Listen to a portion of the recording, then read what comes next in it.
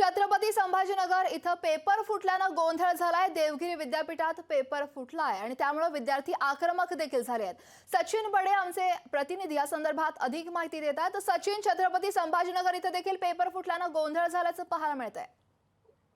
आपण पाहता छत्रपती संभाजीनगर मध्ये सुद्धा विद्यार्थी आक्रमक झालेले आहेत। मोठ्या संख्येमध्ये या ठिकाणी विद्यार्थी गोंधळ करत असल्याचं पाहायला मिळतंय। परीक्षा सुरू असताना विद्यार्थ्यांचा हा जो काही गोंधळ आहे तो या ठिकाणी पाहायला मिळतोय। शेकडो विद्यार्थी आक्रमक झालेले आहेत आणि ज्या प्रकारे सर्वसामान्य घरातील कुटुंबातील व्यक्ती येतो, विद्यार्थी येतो आणि झाडाचं काढा करून अभ्यास करतो, मात्र जेव्हा परीक्षा येते त्याच वेळेला जर पेपर फुटत असेल तर हे कुठेतरी त्यांना मान्य नाहीये। आपल्यासोबत काही विद्यार्थी आहेत, काय सांगणार दादा, काय तुझी भावना आहे?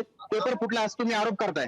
सर, मी अंबाजोगाईहून आलेलो आहे आणि इथे पाहू शकता तुम्ही दोन्ही प्रश्नपत्रिकामध्ये एक प्रश्नपत्रिका सील आहे आणि या ठिकाणी झेरॉक्स आहे, याच्यामध्ये पर्यवेक्षकाची सही आहे सर।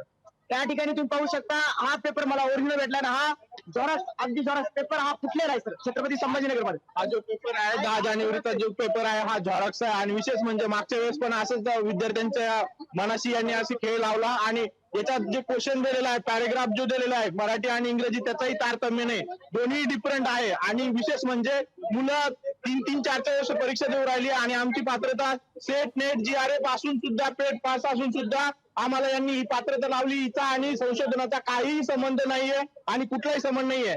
मागची आकडेवारी जर बघितली आतापर्यंत तर जवळपास 400 पेटंट मिळत होते आणि आता संशोधन महाराष्ट्रात जर बघितलं, भारतात जर बघितलं तर जवळपास 5 ते 10 हजार पेटंट मिळून राहिले। म्हणजे संशोधनाला तुम्ही जर उत्सृत केलं तर मुलांना फेलोशिप जर भेटली तर मूल चांगल्या प्रकारचं आणि क्वालिटीचं संशोधन हिला प्रत्येक जण करू शकतो। आणि सायन्स आणि टेक्नॉलॉजी याच्यात आणि ह्या परीक्षेचा काहीही संबंध नाहीये आणि कुठेही तारतम्य नाही, संशोधनाशी याचा काही रिलेटेड नाहीये। ऑलरेडी आम्ही काय सांगणार दादा, या ठिकाणी पेपर हातात घेऊन तुम्ही बाहेर गोंधळ करताय, काय वेळ आली?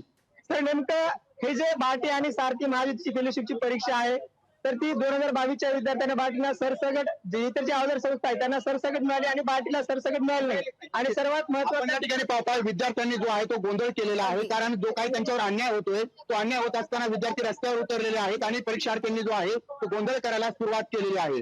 नक्कीच सचिन, त्यामुळे एकीकडे विद्यार्थ्यांना झेरॉक्स प्रश्नपत्रिका दिल्या जात आहेत तर दुसरीकडे काही प्रश्नपत्रिकांच्या संचाला सील देखील नसल्याचं समोर येत आणि त्यामुळेच या व्यवस्थेवर एकूण किती विश्वास ठेवायचा असे प्रश्न देखील विद्यार्थी आणि परीक्षार्थी उपस्थित करतायत। धन्यवाद सचिन दिलेल्या सविस्तर माहिती संदर्भात। लोकशाही मराठी ऐका, पहा, जागरूक रहा।